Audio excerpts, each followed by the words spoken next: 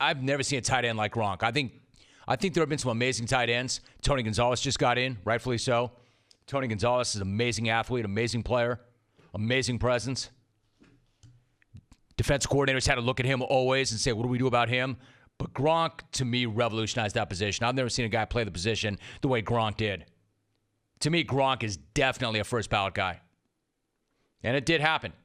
The moment that everybody knew was coming became official yesterday. Gronk is retiring, and in a statement he posted on Instagram, he wrote in part, "It all started at 20 years old on stage at the NFL draft when my dream came true, and now here I am about to turn 30 in a few months with a decision that I feel is the biggest of my life so far.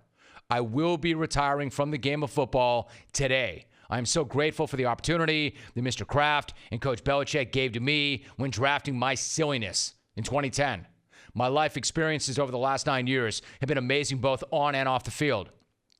The people I've met, the relationships I've built, the championships I've been a part of. I just want to thank the whole New England Patriots organization for every opportunity I've been given and learning the great values of life that I can apply to mine." End quote. And with that, the most dominant tight end is hanging it up. And what a bizarre, incredible marriage that was. Think about it. The stuffy, buttoned up New England Patriots and Rob Gronkowski. The Patriot way meets the Yo Soy Fiesta way. Yo Soy Fiesta. And it worked. It worked great, actually. And now he's going to retire at 29, which is good for him. And I'm not surprised. Reportedly, the Pats were a little surprised, and in some circles, even shocked. Not me. I mean, I'm never going to tell a guy to retire or to not retire, but if you've seen the pounding that this guy's taken over the years, it's the right move. He's walking away while he can still walk. Like, Hawk, you should retire. You can barely walk.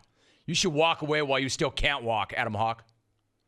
No, Gronk's walking away while he can still walk, and he's on top, and he goes out on his own terms. How many pro athletes can say that? How many pro athletes have taken the pounding that this guy has? Being that big, that fast, that physical, it took its toll. Remember, there was the back surgery even before he arrived in the NFL. That cost him a year. That's the reason he dropped into the second round. And that was in college. Then he had a torn ACL, a broken arm, a bad hamstring, 2 more back surgeries thrown in. And yet he's going to walk away as the most incredible force that the position has ever seen. I know there have been other tight ends with more longevity, better numbers, but nobody dominated the position and dominated games the way Gronk did. Maybe not even just as a tight end, but at any position. And then the numbers, it's not like they're bad numbers. They're awesome. 3 rings. First tight end in history with 3 straight seasons of double-digit TDs. Most yards per game by a tight end in NFL history. And the numbers go on and on. Nobody could do what he could do. Nobody was as complete as he was. And again, there are guys who had better numbers, but it's not like Gronk's numbers were bad. In fact, Gronk's numbers were awesome. 3 Super Bowl rings. First tight end in history with 3 straight seasons of double-digit touchdowns. Most yards per game by a tight end in NFL history. Most receptions, receiving yards, and receiving TDs by a tight end in playoff history. Most receiving TDs by anybody since he entered the league. So great numbers, actually. And then, of course, the nickname, Gronk. The perfect nickname that summed this guy up in so many different ways. Gronk. It is such a great nickname. Like a big lug, a big clown who will absolutely clown you, running around with those giant hamburger helper gloves, that huge brace, running over guys, running through guys, running past guys. I mean, has there ever been a bigger physical mismatch on the field than this guy? Ever. Linebackers could not run with him. Safeties could not tackle him. And cornerbacks were like flies on a windshield. And the guy was an absolutely monster blocker. I mean, not like an overgrown receiver who didn't like to block. This guy was a road grader who also loved to get loose in secondaries. He wasn't an extra receiver or an extra blocker. He was an extra receiver and an extra blocker. Just ask the Rams, who paid the price on the most significant drive of the Super Bowl.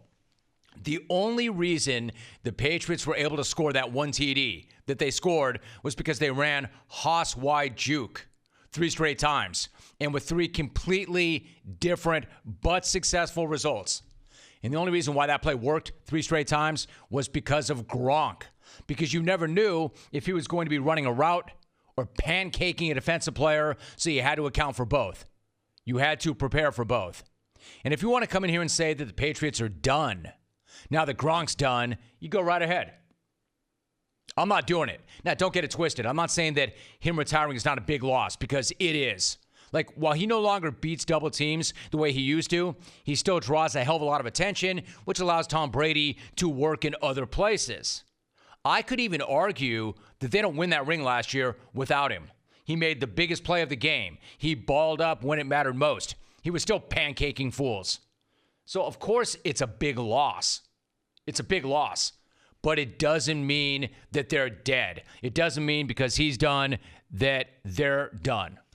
Just because Gronk is done doesn't mean they're done. Keep falling for that trick every single time it comes around. Like I've said it before, I'll say it again right now. Apparently, I have to keep saying it. The Patriots are done when Tom Brady and Bill Belichick say they're done. There is no way to replace Gronk.